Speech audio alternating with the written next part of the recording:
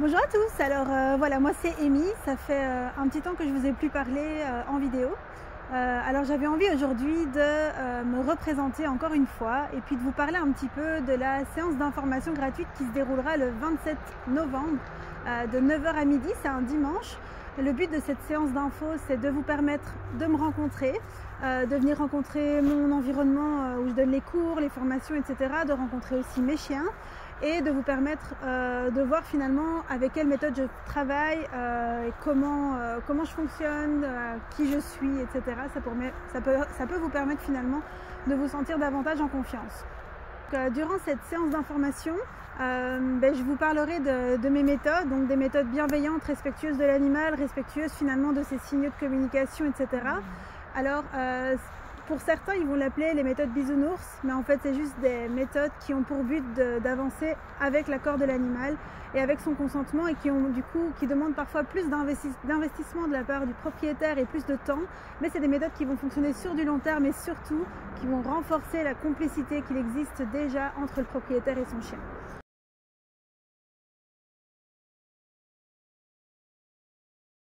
Moi à la base je suis vétérinaire, donc j'ai fait 6 années d'études et je pratique actuellement en médecine canine, féline et médecine d'ENAC depuis que j'ai été diplômée.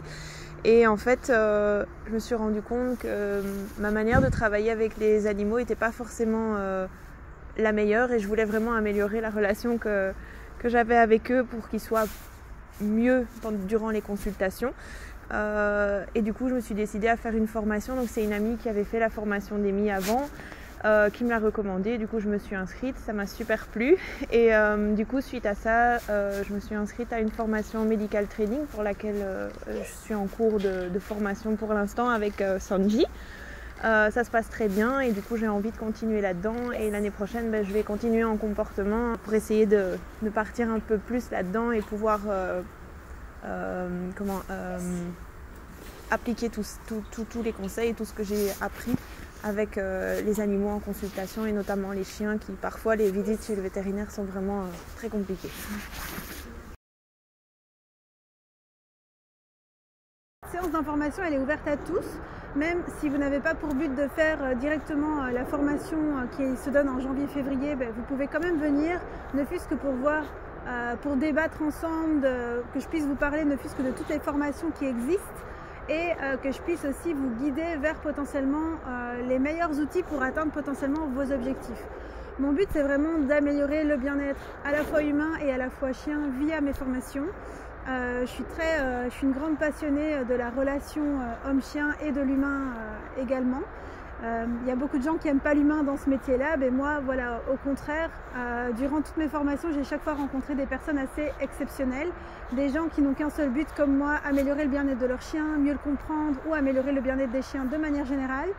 Ce qui est génial, c'est qu'il y a de plus en plus de professionnels qui viennent aussi aux formations. Donc il y a des vétérinaires, il y a des ostéopathes, il y a des toiletteurs, etc., etc. Et ce qui est chouette, c'est que justement les gens commencent à prendre conscience du fait que c'est important de laisser la parole au chien et que finalement, actuellement, on ne lui laisse que très peu. Le chien n'a le choix pour rien du tout dans la vie et finalement, si on lui laissait au moins la possibilité de consentir aux soins, au toilettage, etc., on aurait déjà de gros progrès dans la relation qu'il entretient avec les humains. Il y a énormément de personnes chez qui le chien développe des comportements agressifs, etc. Mais souvent, cela provient en fait d'un manque de lecture de ces signaux. On va souvent trop loin. C'est comme si moi, sans cesse, j'essayais de dire quelque chose puis que personne m'écoute. Les gens sans cesse m'harcèlent, m'agressent, m'embêtent, etc. Puis moi j'ai beau dire stop, arrêtez, c'est trop pour moi, etc. Les gens ne l'entendent pas, ils continuent. Je finirai logiquement par monter le ton, puis je finirai par crier, éventuellement même frapper les gens. Il ne faut pas oublier quelque chose aussi, le chien, on pense qu'il ne communique pas, mais si, il communique tout le temps, sauf que lui, il n'a pas la parole. Elle vient tard, elle vient via le grognement, via l'aboiement, mais c'est déjà haut dans l'échelle de l'agression.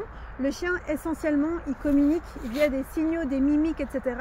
Et donc, c'est à nous de les apprendre et c'est à nous à les lire. On exige de notre chien de vivre avec nous, on exige de lui de s'adapter à nos modes de vie. Et je trouve que la moindre des choses, c'est d'au moins nous apprendre son langage et finalement de pouvoir au moins respecter quand il dit stop. dans la mesure du possible. Alors c'est sûr que parfois si le chien a vraiment besoin d'un soin pour sa santé, pour son bien-être et qu'on n'a pas eu le temps de le travailler petit à petit pour le laisser collaborer aux soins, alors on va essayer au moins de faire en sorte que ça passe le mieux possible. C'est un peu tout ça que je vous expliquerai durant la formation. Durant cette séance d'info, j'ai aussi pour but de vous expliquer pourquoi les méthodes coercitives fonctionnent. Parce que oui, évidemment, plein de professionnels vendent encore les méthodes coercitives, qui ne l'appellent d'ailleurs pas comme ça, en vous disant que ça fonctionne qu'en 1 ou 2 ou 3 séances, ils auront des résultats avec votre chien. Mais évidemment, si on vous met un collier électrique, si on vous fait mal, si on vous fait peur, évidemment que vous allez tout de suite obéir, que vous allez tout de suite avoir le comportement adapté pour ne plus avoir ces douleurs.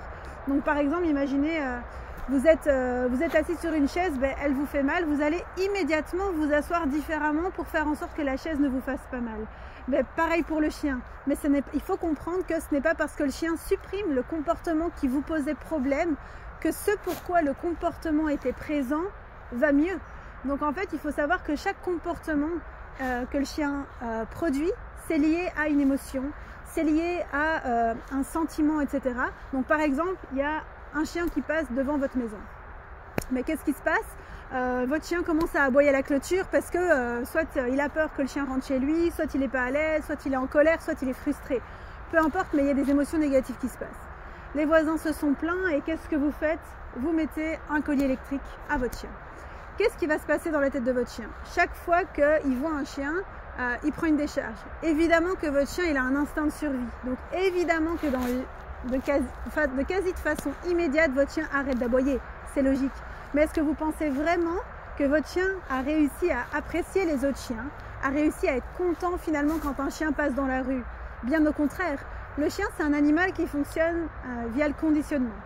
Et donc, qu'est-ce qui va se passer? Il y aura eu quelques fois, malheureusement, où votre chien, au moment où le chien va passer devant lui, il a quand même essayé d'aboyer. Et qu'est-ce qui se passe à ce moment-là? Il se prend une décharge. Qu'est-ce qui va se passer dans la tête de votre chien?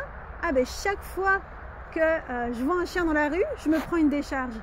Ouh là là, finalement, les autres chiens, je les aime encore moins. Mais par contre, j'ai même plus le droit de dire que je les aime pas. Alors c'est sûr que le jour où il n'y a plus de collier, le jour où on se balade, etc., on va avoir un chien qui réagit 3, 4, 5 fois plus et c'est là que ça devient la dégringolade et qu'on a un chien qui devient complètement apeuré, réactif, congénère, mais de façon énorme. Et je vous parle juste des chiens entre chiens. Si on a un chien qui réagit sur les humains, ça va être la même chose.